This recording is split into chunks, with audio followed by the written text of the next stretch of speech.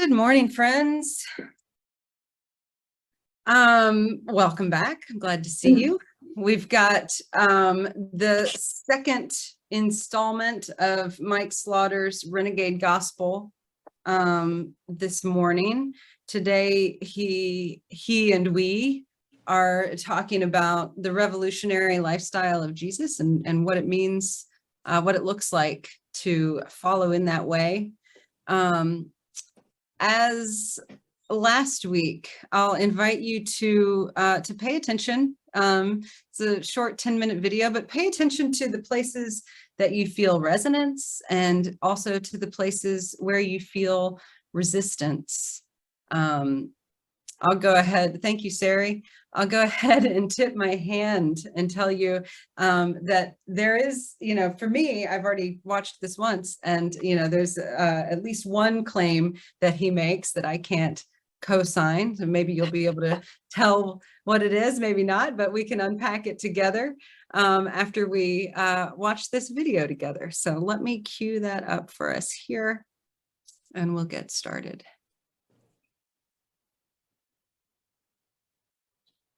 All right.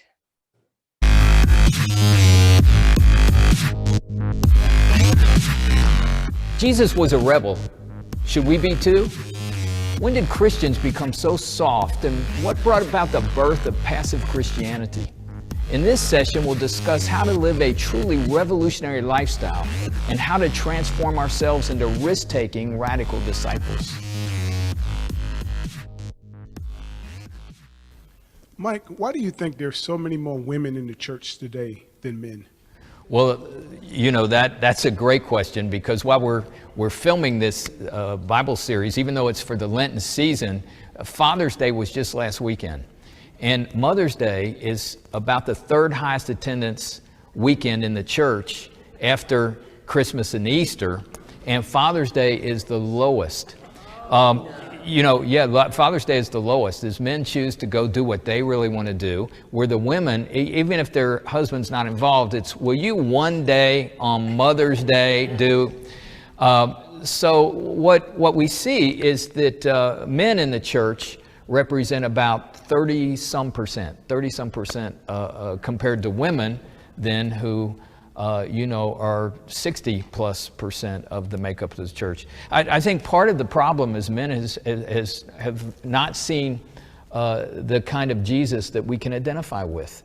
Not only did Jesus tell us to turn the other cheek, but Jesus got involved with overturning tables, of a corrupt religious kind of system. So again, I think it's, that benign kind of passive religious figure versus the revolutionary male who challenges us, who calls men like you and I to not only be spiritual leaders to those closest to us in our families, but to be agents of revolutionary transformation in our community of world to make a difference. To me, the greatest adventure, I've been on this adventure. I am going to be 63 years old, and I've been on this adventure since I was 18. So when Jesus said, I came to give you life and give it abundantly, that's an adventure. Or the Jesus I follow into war zones in Darfur, Ron, where we're building schools and water yards and agricultural programs. When I took my 25-year-old son at that time, he was 25 at that time, when I took him into a war zone with me, I'm trying to demonstrate to my own children, this is a revolutionary movement that we're willing to bet our life on. Man, that's better than NFL. I don't want to go to some funky church meeting. I'm looking for meaning in my life, and that's the Jesus, the revolutionary Jesus, the rebel Jesus that invites us to follow. I have a question, Mike. I know from history class that many in the early church were killed for their faith. What about Jesus and the early church made them such a threat to the Roman Empire? The typical greeting in the Roman Empire by law was that you and I, let's say we met in the market, we're just doing some shopping, to go home after our day of labor. At the end of our conversation, I may say, Josh, man, how you doing? How's your mom? Are you still going to your nephew's football games? and we had finished the conversation, but it was law that you and I would say, Caesar is Lord. Now, if anyone heard us not say that, we could be arrested.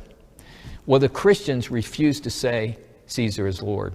And they would say, you know, you're a follower of Jesus. You'd say, no, Mike, you're wrong. Jesus is Lord. From the 60s AD until 313, when Constantine made Christianity legal, there were 10 great persecutions against Christians. And Christians were being hung on crosses. Anyone that was a threat to their system or broke the laws of their system, they would crucify in a heavy trafficked area as an example of someone who would not bow to the Roman Empire. So Constantine finally saw that you couldn't change Christians. That Christians, whatever this was that Christians had, that they were willing to die for their faith. Trajan wrote to one of the governors, Pliny. He said, what do we do with these Christians? He says, you know, we strip them naked, we march them out on frozen ponds with their own children, thinking that they would then deny any other Lord but Caesar. And he said, whole families go to their death singing hymns to their God. That was radical faith. So Constantine got a hold of this and he said, can you imagine what kind of army we could have if we took the energy and focus of these Christians and made it subject to the nation state. And we even put the sign of their God on our armament, and they used the slogan, by this sign we will conquer. And we still see this happening today, that if we can bring that kind of religious faith under the nation state, you know, well, then we can confuse, which is one of the great heresies, the heresies of the nation state. It's why at Ginghamsburg Church we don't have a flag in our sanctuary, because the church is not subject to any nation. See, you know, render unto Caesar what is Caesar's, render unto God what is God's. So the church, anywhere the church is, you know, whether whatever country that you come from, when you're in the church, it's kind of like the UN. Even though the UN is in New York, it's not American soil. Or the Vatican in Rome, even though it's in Italy, it's separate nation. It's not subject to any nation state. So that's what Constantine did. And once you can bring that kind of movement, the movement of Jesus, and subject it to the nation state, well, then you have something that is a heresy. And that's when the church began to lose its power. Now, I am an American, but I'm a Christian first. Now, this is okay. I'm not saying you shouldn't do this, but once I pledged my allegiance to Jesus, I no longer say the Pledge of Allegiance. I stand in respect. You know, I'm privileged to live in this country and all of the benefits that I receive by being born in this country. But my allegiance to Jesus supersedes my allegiance to the nation state. And it may mean that there may be some law that, based on what Jesus says, that I would break the law of America, but I would not break the law of the kingdom of God. So, Pastor Mike, I've got a teenage son, and so how do I show him that rebel lifestyle? Well, you know, my kids now are like 35 and 32, and both of them are active Christians in churches where they live in their communities. We always had our kids out in places working with us. When they were really young, it was 1990, we took them, I was preaching in Germany, and so I took my whole family. We had an apartment, we were there for 5 weeks, and I wanted to make sure that we went to a concentration camp. And I took them to Dachau. And I said we went into the showers, we went into and saw the ovens of Dachau. I went and I took them and I showed them the barracks where they kept the Christians. I would take them out of school and I'd take them on trips. When I was speaking out in San Francisco, my daughter was in 5th grade. I took her with me, and we walked amongst the homeless people. She had never really seen homeless people. And I just remember my 5th grade daughter weeping. You know, my son was a 3-sport athlete in high school, and then went on and played 4 years of Division I baseball. He was a good athlete. He was first team All-State in baseball his senior year. But I said, Jonathan, you have to go on 1 mission trip a year. So what sport are you going to miss? And it cost him, because he went to Jamaica, and for every day of practice he missed, he had to miss a game.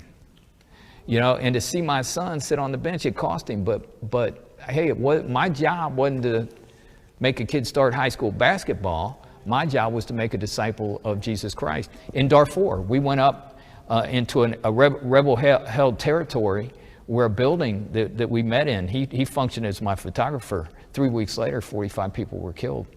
And I remember going to my wife saying, you know, God wants me to take your son, your only son, to Darfur. And I really understood at that point what Abraham, his struggle was when God offered him to offer him his son Isaac, you know, at that moment. But I knew that what I was putting into my son, you know, about what this movement was about, that we had to be willing to give our life to fight against the forces of evil that oppress all people. Amen. You know, to open blind eyes and set oppressed people free. That's the gospel. And that's where we need to be, you know, taking our children to those kind of places.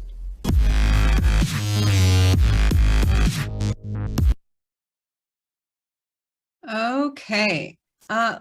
Let's start with resistance, places of resistance first this time. I heard a groan from somebody on Zoom at one point. So if you're on Zoom, you can find the hand raise button under reactions. If you are in the parish hall, just walk up to the mic and I'll be able to see you there.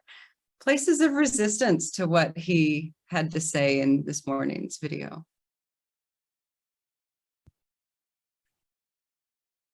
Jay.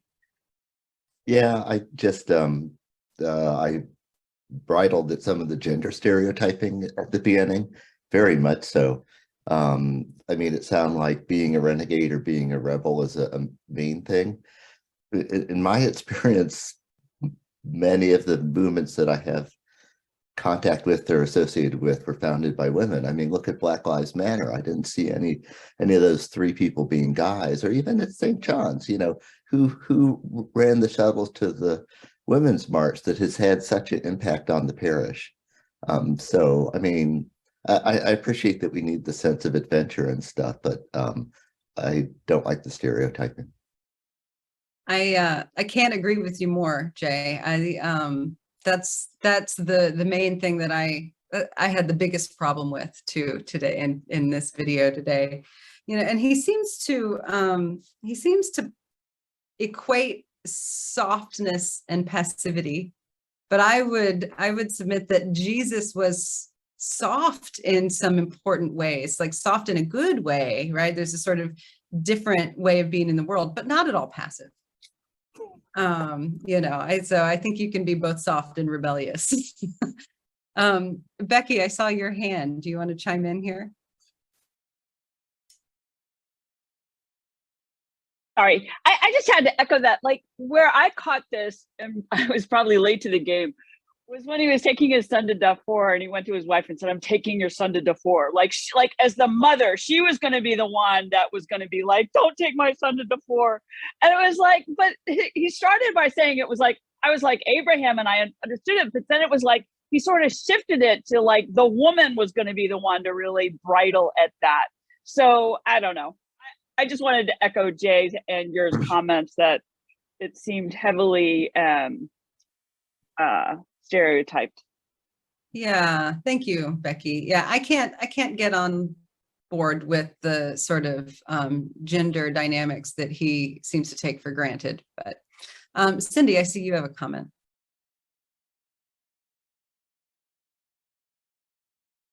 Sorry, thanks. This is perhaps a little petty, but it was definitely my reaction. It felt like it's all about him. I know they're planted questions, and that's okay.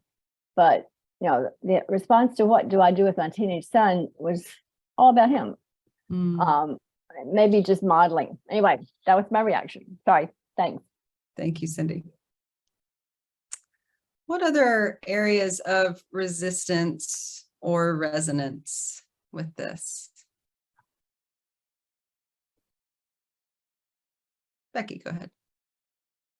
So this is I'm even a little reluctant to share this because I don't really mean it the way it's gonna come out totally.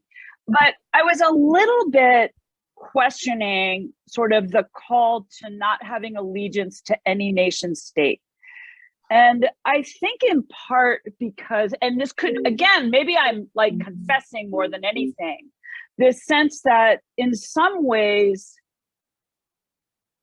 understand we are accountable first and foremost, and maybe always, to God and to Christ. And at the same time, it scares me to think what some Christians would do with the idea that they're not subject to civil law. And so, like, I would say I wholeheartely agree with the idea.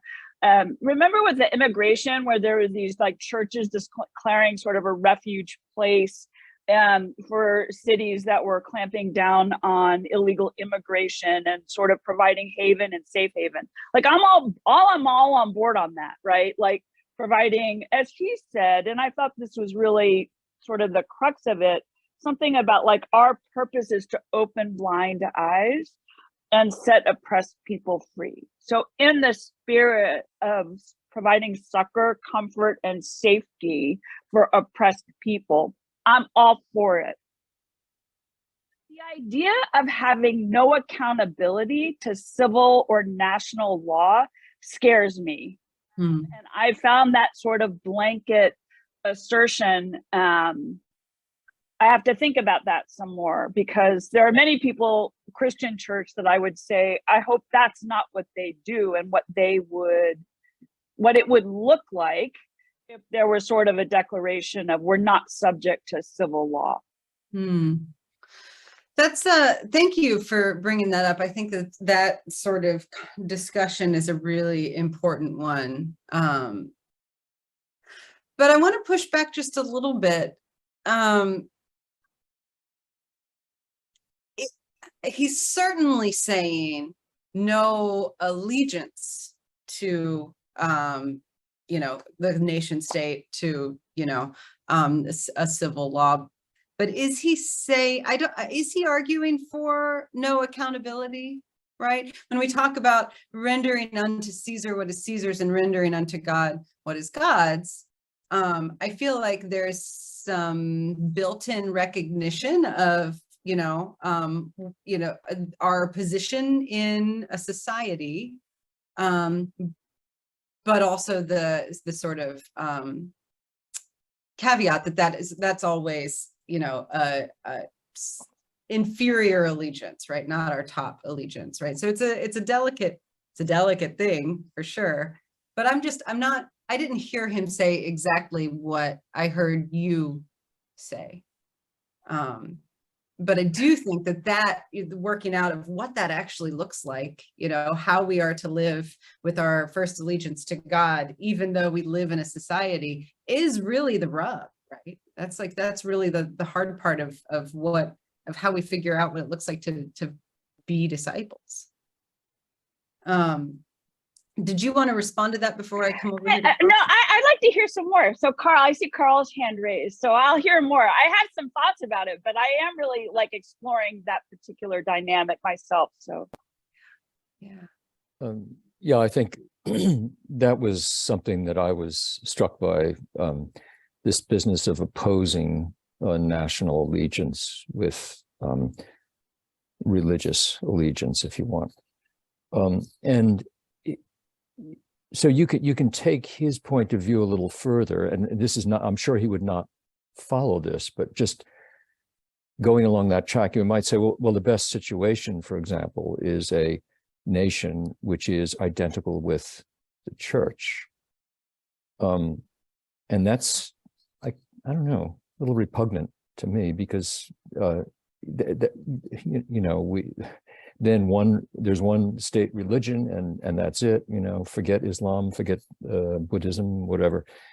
So they're two different things, completely different things. One is a One is a rule of law established by mankind, people, and we, by virtue of belonging to that political entity, we inherit some obligations. It does not prevent us from being civilly disobedient. It's not my country, right or wrong, whatever, I'll do whatever. No, we retain that right. The other thing, a completely different sort, is a moral order which exists independently of any nation. And to that, we owe allegiance. But they are not, they're not the same thing. They're very different from each other. Thanks, Carl. Correct me if I misheard you. I don't think, and I've got the, advantage that I'm reading the book along with it, where he fleshes these things out a little bit more. I don't think that Slaughter would want to make the claim that the ideal state is the sort of like Christian civic state that reflects Christianity. In fact, he calls it the first heresy of the church, the nation state, the sort of marriage between, the civic state and Christianity. Right. I don't think he would either, but I'm just saying, if you start thinking about these allegiances as something which are in competition with each other, well, they can be, but then you might be led to conclude that the logical path is a religion state, if you want. And that's the thing that I don't like, that sort of thinking. Right. Well, and I mean, that's a very slippery and steep slope into Christian nationalism, right? When we start to collapse this sort of Venn diagram into a circle, we enter pretty dangerous territory. Yeah. So what about, I guess I just made the claim that there's some sort of Venn diagram there. Like, what belongs in the middle, in our identity as both Christians and Americans, and what doesn't? He cites the Pledge of Allegiance as something that wouldn't belong in the middle of that Venn diagram, right? Or the flag in the sanctuary, right? So how do we navigate these sorts of identities that have some overlap in some places when we're talking about existing in a community to which we're accountable? That's a place of overlap, I think, but much more that doesn't overlap.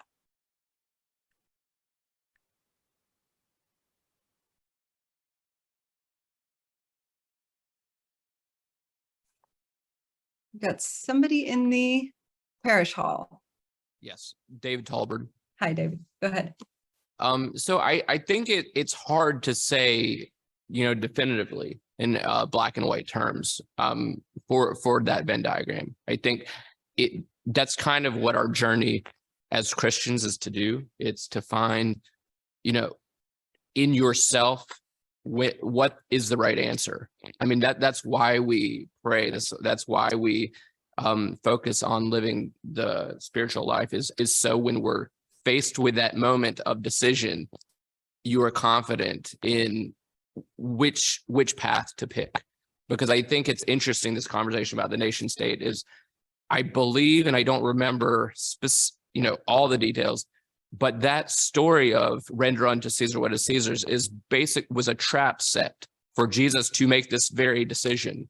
And he basically said, you need to follow the civil laws of the nation state. That's what you need to pay your taxes, even though this is, I think it was maybe Caesar's name was on money, and so he's God. So if you paid taxes, you're essentially saying he's God. And he said, no, that's the civil law. You have to follow that. But that has nothing to do with the church didn't exist, but it has nothing to do with following God. So I think that not a parable, but that story is exactly about this situation. Whereas there are certain times where you do need to break the law. For example, the civil rights movement is a perfect example. There are times where you are called to say that this law of the nation state is unjust and I'm not subject to that, or I won't accept that. We need to change it. Right. Absolutely. Very well put. Thank you, David. Kate, I see your hand. Let's get you unmuted first. Oops, hang on, sorry. I clicked ask to unmute simultaneously. Okay. One of the things I think is in the middle of that Venn diagram is voting rights and the whole voting rights for Black citizens, because it's all God's children.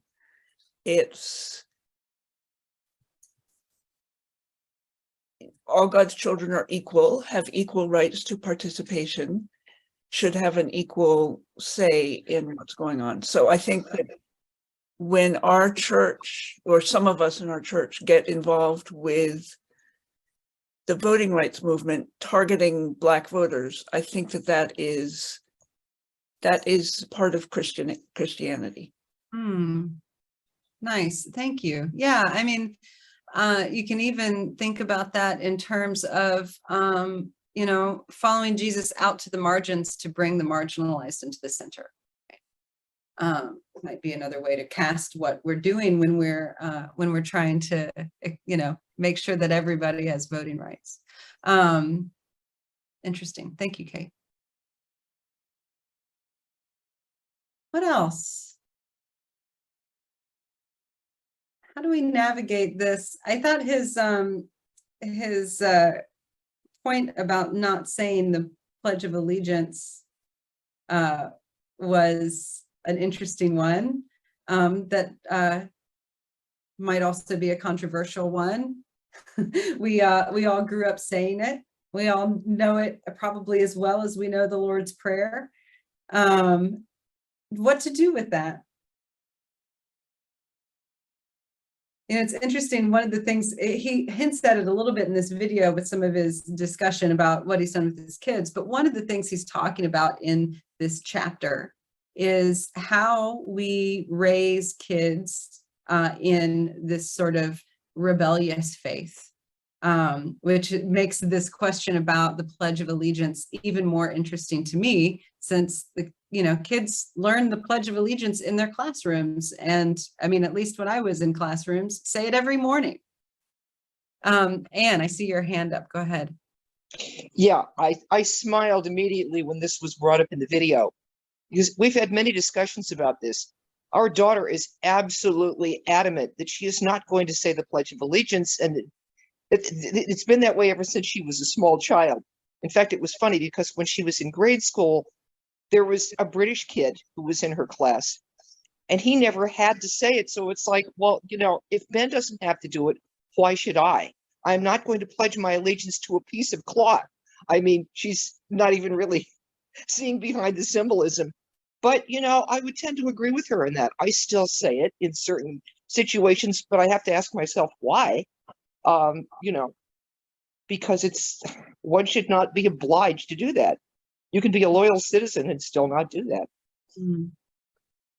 Right. Becky, go ahead. Thank you, Anne. Sure. So I just want to echo what Cindy said. I mean, sometimes I felt like it was more about him than it was about the message. And this was one of the places. Like, something you have to tell people. And he was like, you don't have to do this, but I don't. And it just felt like, so that's fine. And maybe you were trying to make a point. But I have to say, and I'm still separating out from me, what part of it is in me feeling convicted and challenged, and me feeling like I'm not even close to where this guy is. Do you have to go to a military zone to be a rebel or a revolutionary for Christ? I mean, I'm trying to translate his message here. And how would it look for me to be a rebel revolutionary for Christ? Because I can't say that I'm that right now. And yet what I hear him saying or showing us about what he's done and the choices he made sort of so far removed from things that I could see myself doing in the near future. So maybe I'm being too limited, but it's sort of like, what's the practical application and question of how to personally step outside of comfort or open the parameters of what are possible, and what would it look like for me or for us as a community to be a rebel or revolutionary for Christ? And I can't help feeling there's more that I could be doing or doing differently. And even I would say always with the church, aren't we kind of looking at that? What can we do and what have we done and where are we, but I find his examples or stories to be a little out of reach for me to understand how that would apply for my own self. Thank you, Becky. I think you're absolutely right. It doesn't have to look like, going into a war zone, right? And probably won't look that way for most of us. But I think that, the question that you articulated is exactly the question, right? That is exactly the question. What does it look like for us in our time and place, both in our individual lives and in our life as a church community, to follow in this rebellious, revolutionary path that Jesus models and invites us to? And so, turning that back just to the group, what does it look like? What are some of the places that you can identify that maybe this is a little piece of what it looks like to live that out, either, in the hypothetical or in your actual life, in things that we do at St. John's? Like, where are those places that you see where, it's like, okay, this is what part of what it means to follow this renegade gospel? Anybody? Is that Annalise? Yes, it's Annalise. So along those lines, one of the ways that St. John's has been involved and can become more involved is, engaging in advocacy to change our society into a more just society. And I invite everyone to tune in or come to the Faith in Action meeting at noon today. You hear about all the different areas that St. John's is involved in, and we welcome new ideas in which to engage. So that's one way that the church can make a difference. Nice, perfectly placed plug. Thank you, Annalise. Absolutely, right? It looks like sometimes just foregoing the comfort of the status quo in order to take some sort of action, right? Just like, sort of fighting the inertia of just, bobbing along in life to say, this is worth my effort. What else?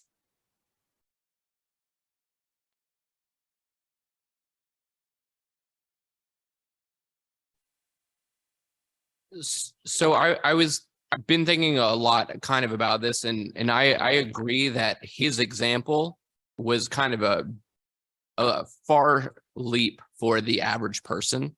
And it's kind of like, well, how do you start down that path is more the question that I'd want to know. And so I've been thinking about this a lot with my life and my family. Just recently, it's like we tried to do everything in our power to insulate ourselves from some of the stuff that, Jesus was doing and what he was really doing. And we want to be good people, but we always do it kind of from afar. If you think about like the environmental movement, think about sometimes the privilege to have an electric car. And like, why is it that the people who are quote unquote green have that privilege? And so we sometimes set ourselves down a path where we're trying to do good, but it's always within our bubble, and I feel like that what he's trying to get at and what I've been trying to struggle at is how do you break that separation? Like, you know, I want to introduce my kids to the real world. Kind of, you know, it's like not, you kids are privileged. You kids are, you know, the 1% of the world. Most kids don't get the lifestyle you do. How do you introduce them to that?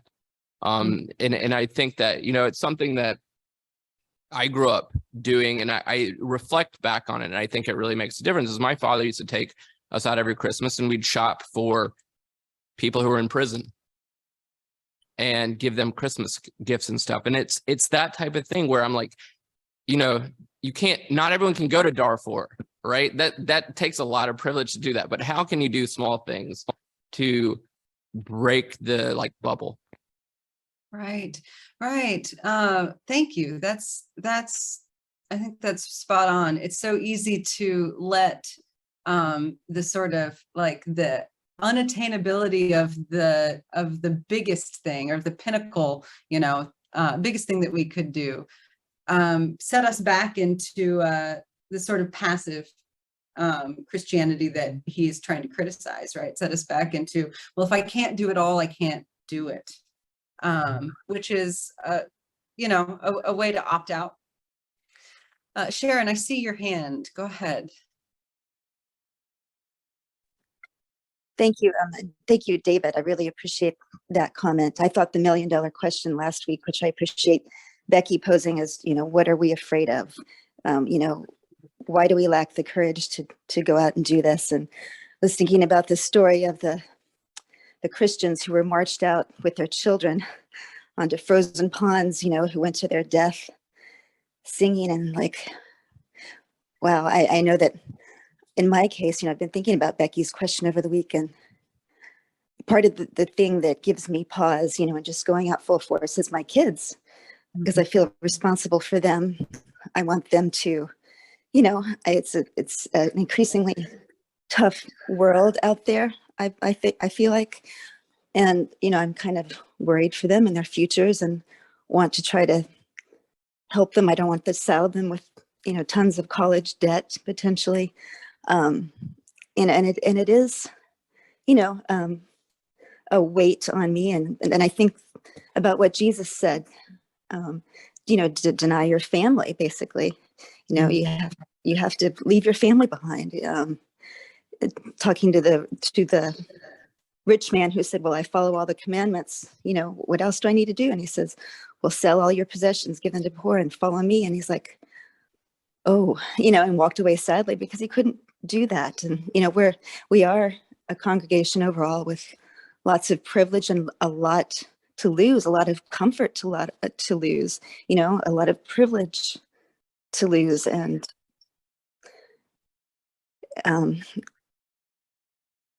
you know, that's hard to work through, you know, and I think, how do you, or what are my responsibilities to my kids? Do I need to, you know, what do I need to do for them? You know, maybe should I be taking them to metaphorical Darfur and not worrying about the, you know, about their future comfort and privilege and that sort of thing? I mean, because for myself, I feel like I could give it up more easily for myself, but I don't feel like I can make that call for my kids. Wow. Wow. Thank you, Sharon. Yeah. It's just a really tough spot to try to walk through and sort out. Thank you so much. Cindy, I see your hand. Sharon's comment prompted me to recall a class on Mark, and a really interesting book about Mark, not as a rebel, but as not just the first written gospel, but showing Jesus and Christianity out there for the poor. Absolutely. And what sacrifice do we make?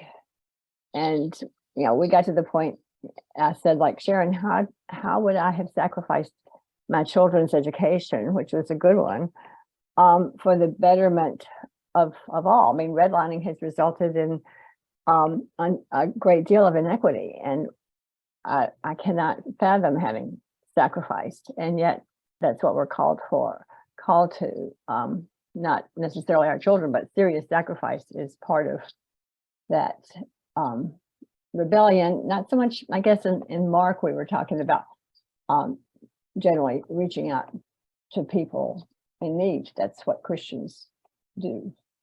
So thank you, Sharon. Thank you, Cindy. You know, in the video, he talks about the heresy of the nation state, but in the chapter in the book, he talks about two heresies, that one and the one he calls a heresy of a privatized faith, which I think might be a side door into this conversation we're having with the comments from David and Sharon and Cindy. When we think about not only the way we are living out our own faith, but also the ways in which we are raising our children. Right? A privatized faith is one that sort of gives us permission to seek safety, right? Because it becomes about, my own relationship with God and my own whatever's going on here, right? And Slaughter, and I agree with him here, calls that a heresy, that, faith that is about my relationship and my well-being and my just my connection to God, that one that is only vertical and not horizontal, right? Fails to follow Jesus' way, right? Fails to look around, horizontally at the faces that we are in community with. And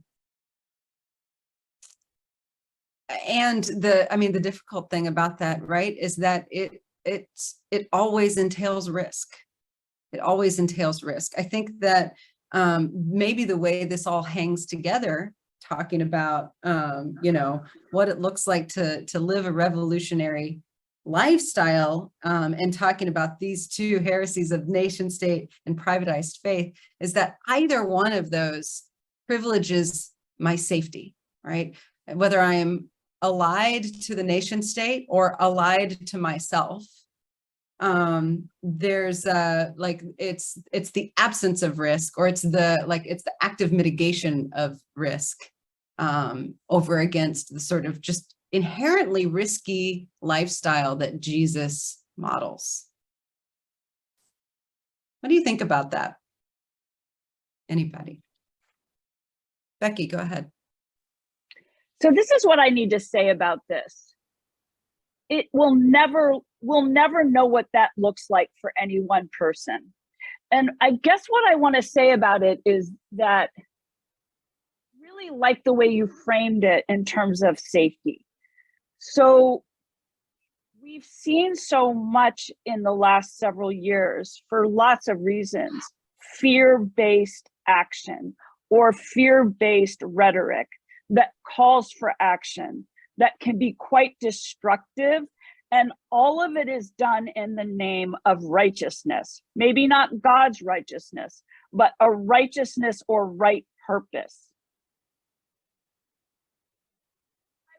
I guess try to get to is, it's no use calling for a particular type of action from any one person if that person's not in a place of feeling safe and secure with what they're doing, because then it becomes traumatized people acting out of fear, creating more trauma. So I just have this image, and I know I'm not going to be able to articulate or name exactly what I'm saying, but the difference between Jimmy Carter and the actions and work that he's done from a grounded, secure, informed, and lived through faith in God has so much power, and to your point, gentleness and softness that's nonviolent, which is completely somebody doing the same thing who's not grounded in the same way could actually become quite violent and destructive. So I guess it's like, I always feel it's these things the personal and the collective, the vertical and the horizontal are always in play, one against the other at that crossroads in the middle. Because it's always in seasons of life, seasons of development and growth are going to feed on one. It's no good for me to be out in a community or group of people if I'm feeling frightened, on edge, and scared. Doesn't matter what we're doing, right? And so it's like it all at some point has to start with the personal and clarity and relationship with God. And then that from that flows the kind of, I think, work that we're talking about in whatever form it takes. Nice. Thank you, Becky. Your comment has me wondering, I suspect that there is a place that we can find where the, horizontal and vertical are not in conflict, right? That there's a sweet spot there, that's the place that we're searching for, right? I don't know that I have, I don't have the roadmap, but I suspect that place where those two things feel like they are working together rather than at odds with each other is sort of that sweet spot that we're seeking out, that we want to live from and into as followers of Christ.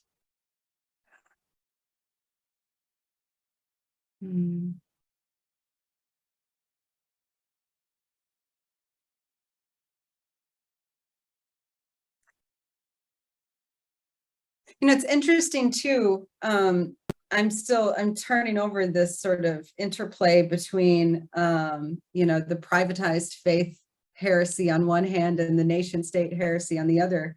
And your point was that we start from the personal always first. But it's interesting to hear, sort of him talk about what he's doing with his kids, to hear David's comments about the ways in which he was raised, shopping trips for those who are imprisoned. And the fact that we, at least in our tradition, do practice infant baptism, right? There are all these sort of efforts to start with not the personal, but with the person in community. But to your point, that's a lot harder to do in practice, right? Maybe because of this, sort of risk and safety thing that we're just sort of, intuitively attuned to. But it seems to me that the whole thrust of this Christian life is to try to push us out of a sort of, personal, privatized place and into this, a communal orientation, just sort of fundamentally, as the place from which we live. But that's always a struggle. Is this David again? Yes, David. Go ahead. So I was thinking that balance is hard, and it made me think of, I was reading about Octavia Butler last night, and this personal versus community. I think that I agree that you have to act your faith in a community, because your action can't just be personal. It has to be in a community. Otherwise, your action is not really impacting anyone else or the world. And so I think about, but what is personal is everyone's circumstance. Not everyone has the ability to do the same, have the same quote unquote impact, right? And so what it struck me with reading about Octavia Butler is her generation being the civil rights generation, being so dismissive, and as kids, almost having this anger and spite of their parents for, subjugating themselves and for working in the homes of wealthy owners and not having, just letting them talk about them in front of them. And she said, I didn't realize until I got older that I wouldn't have anything I had. my mother wouldn't be breaking her back to send me to writing camps if she hadn't done those things. And so the radical action of one person looked totally different than the radical action of the other. So I think what we are in the danger of is, if I tell Sarah what you should be doing, that's not community, faith. Only you privately can decide what it is you can do, but that doesn't necessarily mean it's what you do is contained to yourself. But I think the dynamic that's dangerous is if we start prescribing to the community what they need to do, what their action needs to look like. And I think that's the balance that we have to find. It's definitely personal what each person can do for that action, but I think that action has to be as part of the community. Excellent point, and so well put. Thank you so much. I think that I think that's it. You nailed it right there, right? We get into really dangerous territory when I start saying, well, everybody has to do it in this way that I understand and think is the right way. We're really quickly into not only a privatized faith, but then like a God that we make in our own image too.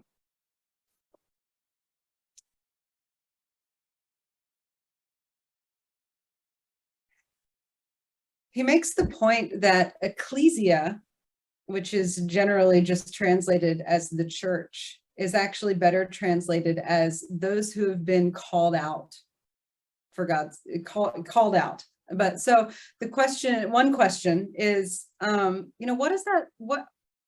How does that manifest for us as the church? In what ways do we understand ourselves as called out for a specific purpose? What do we think that looks like as a church community?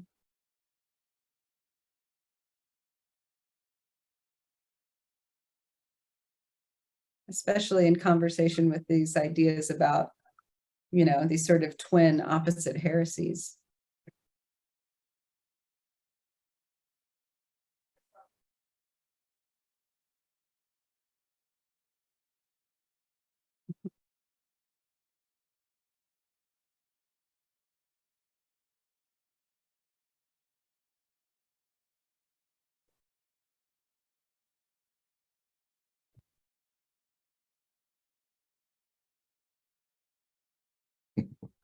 Okay, go ahead. Since we don't have any other takers, the church being called out, that brings to mind Paul's comment, work out your salvation with fear and trembling.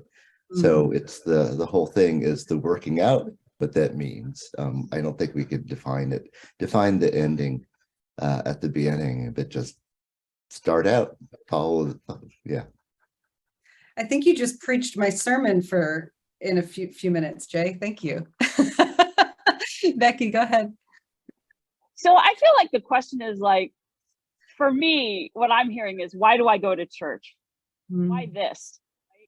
And for me, it's like, thinking about it, it's different than any other community I'm a part of.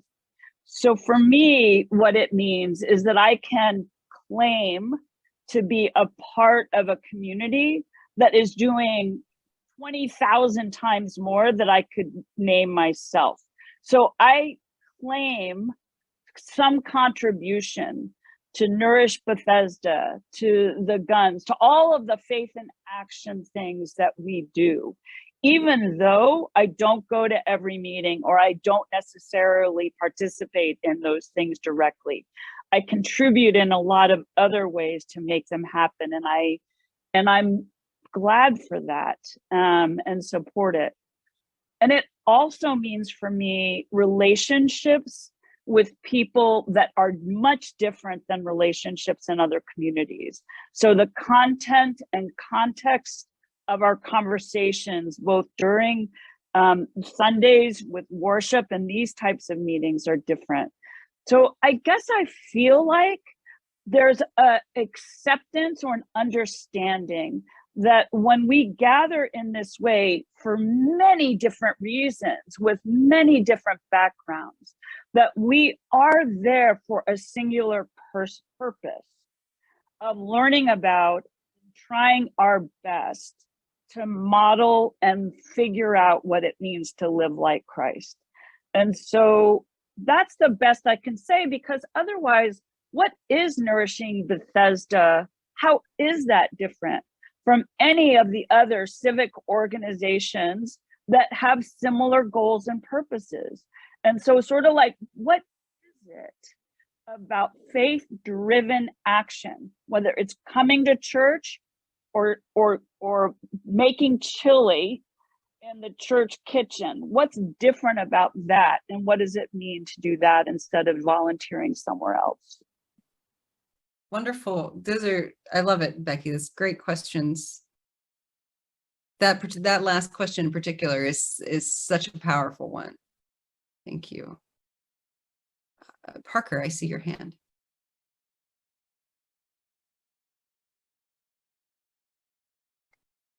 Deborah Parker, do you have a comment?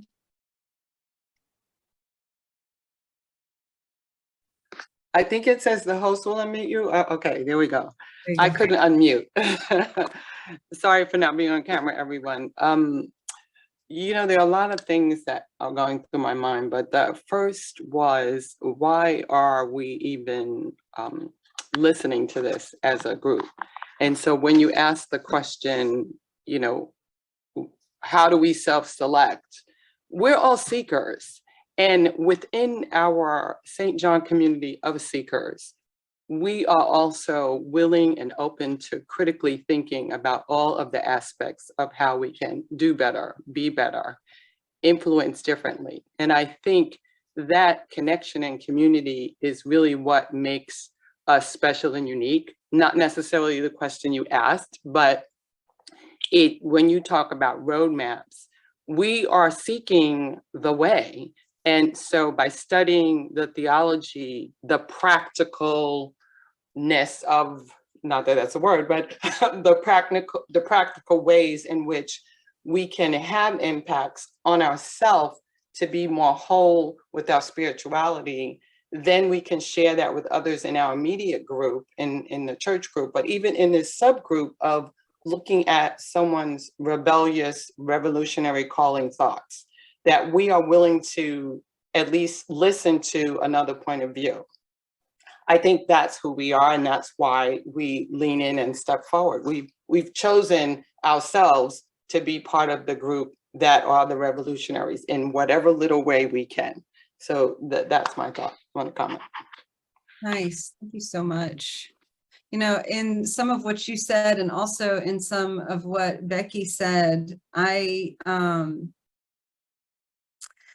think that I hear echoes of this idea that what the church really does when it calls us out of either, you know, an allegiance to the nation or something other than God, and also calls us out of, you know, our sort of personal selves, right? It calls us to this like third place, right? And it gives us a new context for the meaning and the purpose of our lives, right? That essentially it gives us a new identity, right? It's not that it is not just you alone for yourself, and it is not you allied to this other thing that actually can't give you the same identity or the same care or the same support, the same love in this same way, right? And has different goals, right? Calls us to this sort of new center place.